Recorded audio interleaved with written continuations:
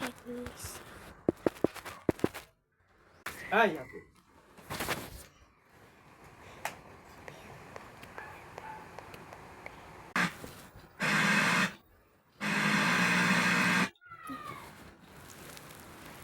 Nanakaw kaya nalaga ang isang lalaki sa India habang patay na bahan sa airstrike ng isang Hamas leader sa Gaza.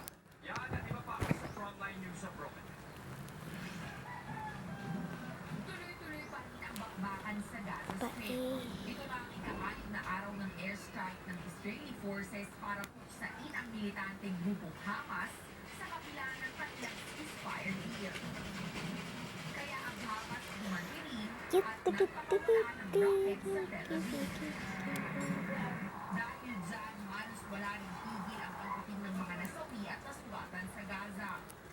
Kabilang na riyan ang isa sa Hamas political leaders na si Salah al-Bardawil. Ayon sa Hamas, nagdadasal si Bardawil kasama ang kanyang asawa nang tamaan ng Israeli missile ang kanyang bahay. Wala pang komento ang Israel. Sa huling tala ng Palestinian Health Authorities, nasa 49,000 Palestino na ang nasawi. Ayon naman sa Israel, 1,200 na ang patay sa kanila.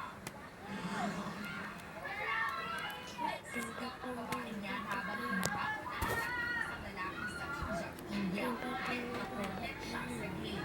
Dito na niya tinakpan ang bibig ng babae sa kaninaga sa braso. Agad din sumibat ang nanaga na tumating ang isa pang babae. Base sa report, ang huling nagnanakaw ang lalaki, kaya nang humingi ng tulong ang biktima, dito na siya hinabol at tinaga. Agad din naaresto ang suspect sa follow-up operation, habang ang biktima sugatan sa ospital. Dalawang bumbero ang nasawi at dalawa pa ang nawawala dahil sa kabi-kabilang wildfire sa Sancheong County, South Korea. Ayon sa mga otoridad, 20 active fire ang patuloy na inakapula. Nagsimula raw ito noong Biyernes.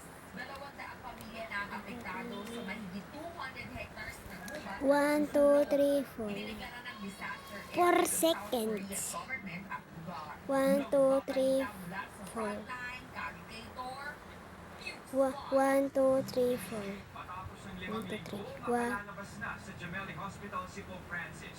1, 2, Nagamot na ang double 1, pneumonia 2, 3. 3 second.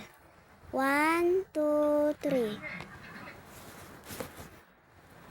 1, 2, 3.